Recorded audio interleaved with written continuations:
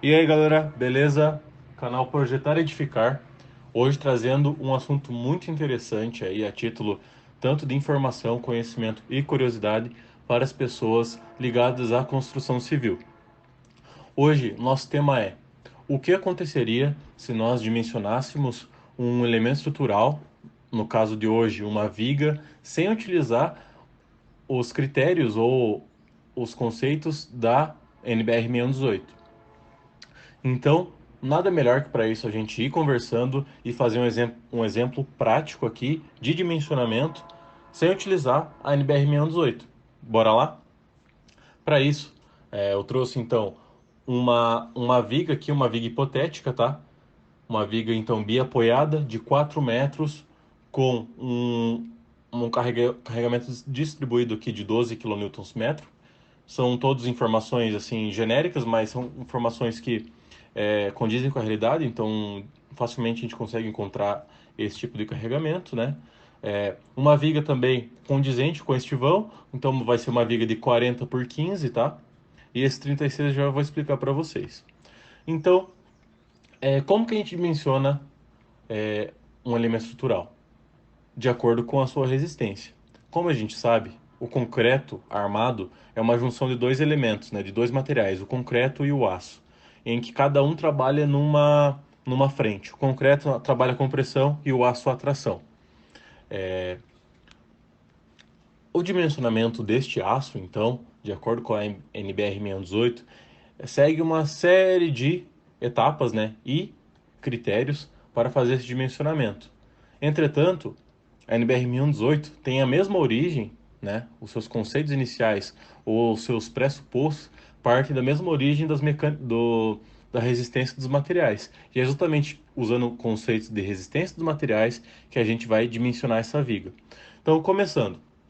Algumas fórmulas de resistência dos materiais que vocês devem conhecer e que eu vou apresentar para vocês.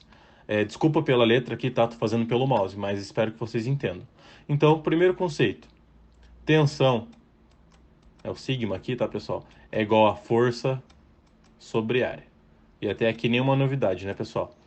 Outra fórmula que a gente vai utilizar para fazer dimensionamento.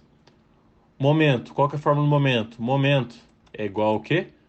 A força vezes uma distância. E aqui D minúsculo. Ok? Com essas duas fórmulas aqui, eu vou dimensionar esse elemento, utilizando conceitos da resistência dos materiais. Primeira coisa, pessoal, eu tô com uma calculadora na mão aqui, mas eu vou exemplificando aqui também na tela, ok? O que a gente precisa primeiro saber para dimensionar uma viga, por exemplo? Seja por aqui, seja pelo NBR 618. A gente precisa saber o momento atuante na sua seção crítica. Como aqui é uma viga bem apoiada, a gente sabe que está onde? No meio. Então, o nosso diagrama de momento vai ser mais ou menos isso, né, pessoal? Mais ou menos isso. E até aqui a gente já consegue descobrir onde que é o momento máximo. Deixa eu apagar aqui. E aqui a gente já descobre então que é no meio. E essa fórmula aqui é bem conhecida de vocês também. De uma forma genérica, a gente pode descobrir esse momento utilizando a fórmula que o momento, né, é igual ao quê? A carga vezes o vão ao quadrado divididos por 8.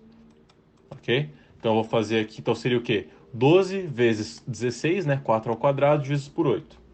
Vamos lá. 12 vezes 16 divididos por 8. Achamos aqui um momento.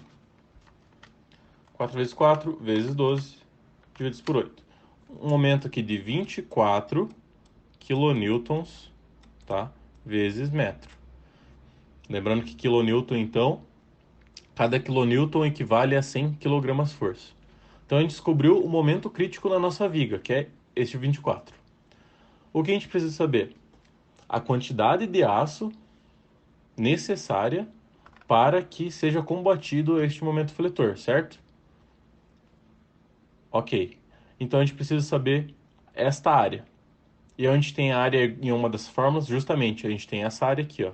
Então, substituindo, né, a gente tem a nossa tensão do aço, nós temos a nossa força indiretamente, que hoje a gente já vai descobrir, e falta a área. Só que então, o que falta pra gente? A gente tem a tensão, não tem a força e nem a área. Então falta pra gente agora descobrir a nossa força. Então isso que é o nosso passo um, passo 2. Descobrir a força.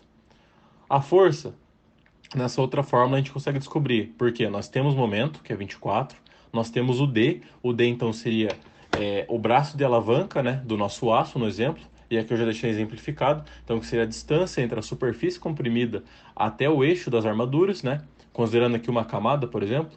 Então eu considerei aqui 40 menos o cobrimento, né, menos o eixo das armaduras, fiz um valor aqui aproximado de 36 centímetros. Então, nós temos aqui que o nosso momento, que agora é 20, substituindo nessa fórmula aqui, pessoal, 24 igual a força, que nós não temos, né? Nós só temos momento, vezes a distância, 0,36, né? Transformando para metro.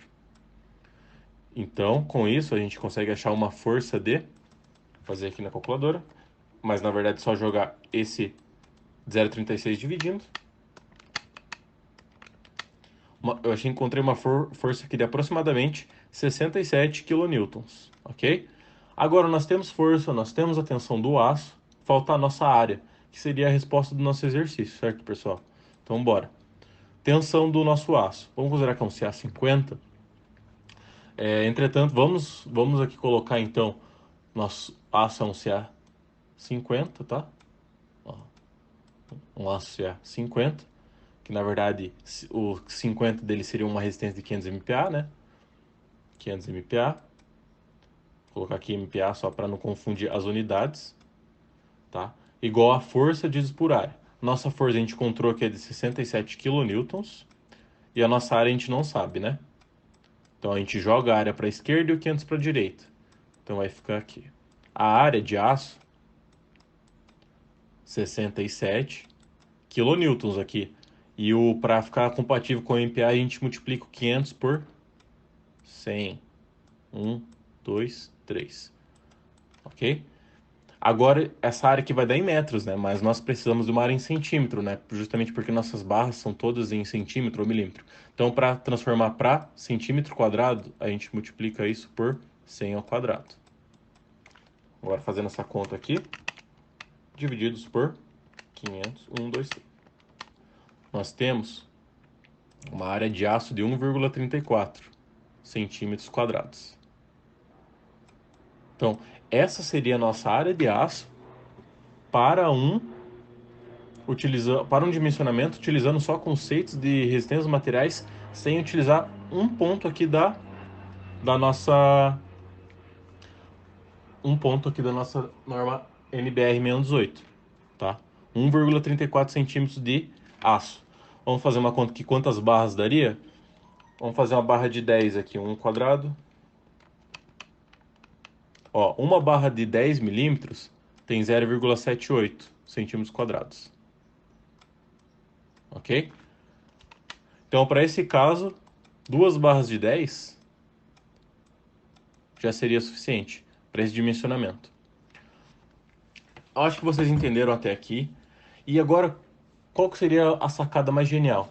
Vamos fazer então esse mesmo exercício, só que agora utilizando os critérios e utilizando a norma NBR 6118 e depois comparar os dois resultados para ver o que deu de diferente? Bora lá então, pessoal? Agora, pessoal, como eu disse, vamos utilizar o mesmo exemplo, só que agora utilizando os critérios e conceitos e abordagens que a norma NBR 118 traz na mesma viga. Qual que era o nosso momento que a gente tinha encontrado? 24 kN/m. Já coloquei aqui. Nosso concreto vamos considerar um CA25, o CA, o aço da viga, o mesmo aço, CA50. Cobrimento, vamos colocar um cobrimento de 3. Agora, qual que era a nossa altura? 40 centímetros. Nossa largura, 15. E o nosso D, qual que era? Considerado 0,36. Essa daqui é uma planilha que calcula tudo automático, tá? Utilizando os conceitos e critérios da norma.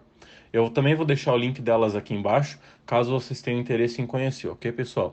Então, é uma planilha bem otimizada aqui, bem rápida, e só de colocar esses dados aqui, básicos de força, características geométricas e dos materiais, ela já encontra a nossa área de aço. E ela encontrou uma área de aço de 1,94. Ok, pessoal? Isso dá cerca de 2 barras e meia de barras de 10, né? 0,078 vezes 3. 0,78 vezes 2 menos 1,94. Dá cerca de 2 barras e meia de 10. Só que como você não tem como colocar metade de uma barra de 10, a planilha considera que você teria que colocar 3 barras de 10, ok? E qual que foi a nossa diferença? Lá, utilizando só conceitos da resistência dos materiais, nós tivemos uma área de aproximadamente 1,6 centímetros quadrados. E aqui, utilizando os conceitos da norma, nós tivemos uma área de aço um pouquinho maior, né, de 1,94, o que já foi considerado uma barra a mais de 10. Então lá deu 2 barras de 10 e aqui deu 3 barras de 10, tá? Justamente porque, mesmo que seja um pouquinho só a mais, já precisaria de mais uma barra de 10, tá? Comentário sobre isso, por que deu essa diferença? Apesar tanto da NBR-618 quanto o Resistência Materiais utilizarem, na verdade, o mesmo conceito, a NBR-618 traz algumas considerações que devem ser utilizadas no dimensionamento de concreto armado. Como, por exemplo, vou citar algumas coisas. Ponderação de cargas, momentos, ok? Então a NBR traz algumas ponderações de cargas e momentos. Outra coisa, a NBR traz alguns conceitos de ductilidade de peça, ok? Como, por exemplo, a NBR 618 traz conceitos para que seja garantida a dutilidade do concreto armado, tanto nas suas deformações quanto na sua possível ruptura. Como, por exemplo, ter uma... A norma ela traz critérios para que traga segurança para o usuário quanto para o projetista. Por exemplo, utilizando somente o conceito das resistências materiais, pode acontecer que você ou subdimensione ou superdimensione uma peça, que na hora, caso ocorra uma ruptura, essa ruptura seja muito frágil, ou seja muito rápida, e que isso faça com que não dê tempo para as pessoas saírem. Isso é um problema. Então, a NBR 118 traz conceitos para que a peça apresente, por exemplo, fissuras antes de romper, justamente para que dê tempo, em caso de um desabamento, das pessoas saírem. Então, traz conceitos tanto de critérios de ruptura quanto critérios de limite de serviço. Tá? Então, essas são algumas diferenças que tem entre você dimensionar somente com o conceito das resistências materiais e dimensionar utilizando a NBR 618. É claro que você deve dimensionar pela NBR 618, mas vocês podem ver que, de fato, existe uma semelhança entre os dois, porque, claro, os dois usam conceitos muito parecidos de uma mesma origem, só que a NBR 618 traz algumas ponderações, tanto de resistência, de carga, de critérios de ruptura, que trazem segurança tanto para o usuário quanto para o projetista. E essa norma deve ser respeitada e deve ser utilizada, tá? Espero que tenham gostado do vídeo. O vídeo ficou um pouquinho longo, mas trazendo tanto a parte teórica quanto a parte prática, comparando os dois e também tentando entender por que eles são um pouco diferentes nos resultados, tá? Vocês podem tentar fazer aí também utilizando os seus critérios, vocês vão ver que dá um resultado muito parecido. Então, é interessante você, como reflexão, né? Justamente, da onde que surgiu esses critérios da norma? Não foi inventado, né? É algo que já vem da literatura e que só foi aprimorado para trazer mais segurança para a gente. Espero que tenham gostado. Deixa o like, se inscreve aí se você gostou do vídeo e do canal, tá? Vou deixar o link novamente aqui das planilhas do nosso canal de dimensionamento estrutural, dimensionamento de laje estreliçada e também da nosso dimensionamento hidráulico, tá bom, pessoal? Espero que tenham gostado. Valeu, falou!